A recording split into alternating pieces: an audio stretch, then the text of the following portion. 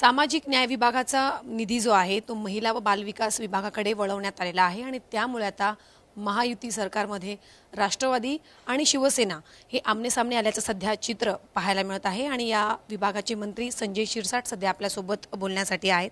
खरं तर सर, तुमच्या विभागाचा जो निधी आहे जवळपास 400 कोटी तो महिला व बालविकास विभागाकडे वळवण्यात आलेला आहे, त्यावरून नाराजी तुम्ही व्यक्त केलेली आहे, काय सांगा? सामाजिक न्याय विभाग आणि वन खातं सॉरी आदिवासी विभाग याचे पैसे तुम्हाला वळवता येत नाही, हे नियम आहे। आणि आम्हाला जो काही तुम्हाला नियमानुसार जो तुम्ही निधी देतायत तो वळवता जर येत नसेल तर तुम्ही कसा वळवला? मग त्या खात्याने काय करायचं, कसं काम करायचं? आमचं दायित्व आता जवळपास 3000 कोटीचं आहे, म्हणजे देणे। आणि त्याच्यात जर तुम्ही असं जर मायनस करत बसाल तर मग काम कसं व्हायचं? मग यासाठी मी सांगितलं स्पष्टपणे, जर आपल्याला या खात्याचंच गरज नसेल सर्वच निधी वळवून घ्या, आपण खातं बंद करू, त्यात काय चुकलं माझं? आणि या संदर्भामध्ये मी मुख्यमंत्री साहेबांकडे सुद्धा पत्र दिलेलं आहे, त्यांनाही सांगितलेलं आहे अशा पद्धतीने खात्याचा निधी वर्ग करणं हे चुकीचं आहे, हे माझं आताही ठाम मत आहे। म्हणून त्यांनी का केलं, कशामुळे केलं, आता हे मलाही पाहावं लागेल। जेव्हा हा निर्णय घेण्यात आला तर त्याच्यापूर्वी तुमच्यासोबत काही बैठक किंवा चर्चा झालेली होती का? माझ्याकडे फेब्रुवारीमध्ये फाईल आली होती, त्यावेळेला सुद्धा मी त्याच्यावर स्पष्टपणे लिहिलेलं आहे की तुम्हाला हा असा निधी माझा खात्याचा वर्ग करता येणार नाही म्हणून फाईलवर लिहिलं आहे मी ते। परंतु जर अकाउंट विभागाला जर मनमानीच करायची असेल तर त्याला नाईलाज आहे। अजितदादा आता म्हणतात की आम्ही संजय शिरसाट त्याचसोबत एकनाथ शिंदे यांच्यासोबत बसून चर्चा करू। करा ना, आनंदाची गोष्ट आहे ना। आमचं कुठं वैयक्तिक भांडण आहे? आम्हाला भांडायचं कशासाठी? आम्ही भांडण्यासाठी विषय काढत नाही, फक्त असं चुकीचं काम होऊ नये हे आमचं फक्त प्रामाणिक इच्छा आहे। आणि बसणं हे कधीही चांगलं, आपसामध्ये बोलणं कधीही चांगलं। महाविकास आघाडी सरकारमध्ये जेव्हा अजित पवार हे अर्थमंत्री होते तेव्हा देखील तुम्ही नाराजी त्यांच्यावरती व्यक्त केलेली होती आणि त्यामुळेच कुठेतरी महाविकास आघाडीमधून तुम्ही बाहेर पडले अशी प्रतिक्रिया तुमच्याकडनं देण्यात आलेली होती। तीच परिस्थिती तुम्हाला आता सुद्धा अनुभवायला मिळते? ती परिस्थिती नाही आहे आता, कारण की मुख्यमंत्री देवेंद्र फडणवीस साहेब आहेत, शिंदे साहेब आहेत, यांचा पण सर्व विभागावर कंट्रोल असतो, म्हणून ती परिस्थिती आता राहिलेली नाही।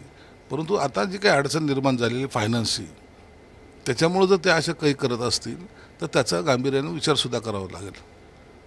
देवेंद्र फडणवीस यांचा सुद्धा हस्तक्षेप असू शकतो, कारण की तेही मुख्यमंत्री आहेत, त्यामुळे त्यांना विचारल्याशिवाय अशा प्रकारे निर्णय जो आहे ते घेतले जाणार नाही। नाही, देवेंद्र फडणवीस साहेबाचा याच्यात हस्तक्षेप असण्याचं काही कारण नाही, ते करतही नाहीत। त्यांचा व्याप एवढा मोठा आहे, त्यांनी आताही त्यांच्या मिटिंगा कंटिन्यू चालू असतात, प्रत्येक गोष्टी प्रत्येक विभागाचा ते आढावा घेत असतात।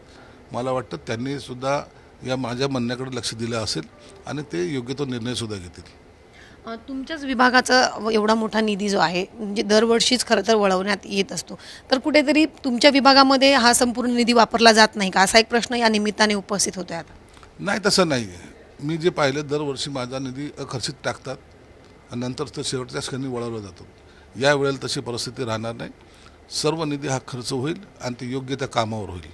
कोणताही खर्च करायचा म्हणून करायचा असा भाग होणार नाही, तर तो योग्य ठिकाणी योग्य जागी तो पैसा खर्च केला जाईल आणि त्याचा सर्व अहवाल हा मी मुख्यमंत्री साहेबांना देईन। निधी वाटप करत असताना एक दुजाभाव दिसून येतोय आणि आता सुद्धा तशीच परिस्थिती जी आहे ती पाहायला मिळते, तर अजित पवार कुठेतरी एकनाथ शिंदे यांच्या मंत्र्यांना टार्गेट करतात का? नाही, काय टार्गेट वगैरे काही करत नाही, टार्गेट करण्याचं काही कारणही नाही आहे। आम्ही महायुतीमध्ये आहोत, चांगलं काम चालू आहे आणि मला वाटतं महायुतीमध्ये कोणीही आपसामध्ये भांडण करण्याच्या मनस्थितीत नाही। नक्कीच एकनाथ शिंदे आणि अजित पवार यांच्यामध्ये जो दुरावा अनेक दिवसांपासून पडद्यामागे दिसून येत होता, आता कुठेतरी तो चव्हाट्यावरती येताना पाहायला मिळत आहे। अजित पवारांच्या कार्यक्रमाला एकनाथ शिंदे यांनी अनुपस्थिती दर्शवली, तेव्हा अजित पवारांनी अगदी थेटपणे बोलून दाखवलं आणि एकनाथ शिंदे म्हणजे शिवसेनेच्या कार्यक्रमाला अजित पवारांनी अनुपस्थिती दर्शवली, त्यामुळे दोन्ही पक्षामधला हा दुरावा आहे का, असा सवाल उपस्थित होतोय? असं नसतं काही। दोन्ही उपमुख्यमंत्री आहेत, त्यांचे काही कार्यक्रम होते, ते महाबळेश्वरला होते, त्यांच्या कार्यक्रमाला ते गेले होते। आता काल अजितदादा माझ्याकडे आले होते, मला साधं कळवलं सुद्धा नव्हतं, मग आता मी काय म्हणायचं? आणि मी माझ्या कार्यक्रमाला मुंबईला आलो होता, म्हणून कार्यक्रम ज्याचे त्याचे वेगवेगळे असतात। म्हणून मी काय अजितदादाबद्दल नाराजगी व्यक्त नाही केली की तुम्ही संभाजीनगरला आले, मला का नाही कळवलं? आता हा ज्याचा त्याचा प्रश्न आहे, परंतु आमचेही सुद्धा काही वैयक्तिक कार्यक्रम असतात, काही डेट दिलेले असतात, त्याला हजर राहणं आम्हाला कंपल्सरी असतं. म्हणून त्याच्यामुळं काही दुरावा निर्माण होतो असं मी मानत नाही. नक्कीच वसतिगृहामध्ये जे मुलं राहतात त्यांची खरं तर गेल्या अनेक वर्षांपासून अशी मागणी आहे की त्यांना जो भत्ता दिला जातो त्या भत्त्यामध्ये कुठेतरी वाढ केली पाहिजे. तर त्या संदर्भात कधी तुम्ही निर्णय घेणार आहात? कारण मागच्या वर्षी आंदोलन देखील झालेलं होतं आणि आता जेव्हा हा निधी वळवण्यात आलेला आहे तेव्हा या मुलांमध्ये कुठेतरी नाराजी पाहायला मिळते. हो, अनेक लोकांचे आम्ही भत्तेसुद्धा देऊ शकत नाही. अनेक लोकांचे स्कॉलरशिप आम्ही दिलेले नाहीत. अनेक जण माझ्याकडे सांगतात या योजनेचे पैसे आणखी आमच्या अकाउंटला पडले नाहीत, ते पडले नाहीत. असे अनेक लोकांच्या तक्रारी आहेत. म्हणून माझा थोडासा आग्रह यासाठी की हे एवढ्या तक्रारी जर निपटायच्या असेल आणि त्याच्यात जर कट बसत असेल तर मी काम कसं करणार? मला आता हॉस्टेल निर्माण करायचे, 125 हॉस्टेल निर्माण करायचे, कसे करणार? कुठून पैसे आणणार? कोण देणार? मग जे आहे ती पडक्या अवस्थेमध्येच ठेवायची असेल तर मग नाविलाज आहे. म्हणून मला या सगळ्या गोष्टीचा निपटारा करायचा आहे. हे सामाजिक न्याय खातं आहे, एकतर याला बदनाम खातं म्हणून घोषित केलेलं अघोषित, आणि मला त्याला शिस्त लावून चांगलं काम करून दाखवायचं आहे. हा माझा प्रयत्न आहे आणि त्या प्रयत्नाला खीळ बसू नये अशी माझी फक्त भावना आहे. म्हणून भांडण कुणाशी नाही आहे, पण तो चांगलं काम करण्याची जर इच्छा असेल तर त्याला सहकार्य केलं पाहिजे इतरांनी. लाडक्या बहीण योजनेचा हा मोठा फटका तुमच्या खात्याला बसतोय.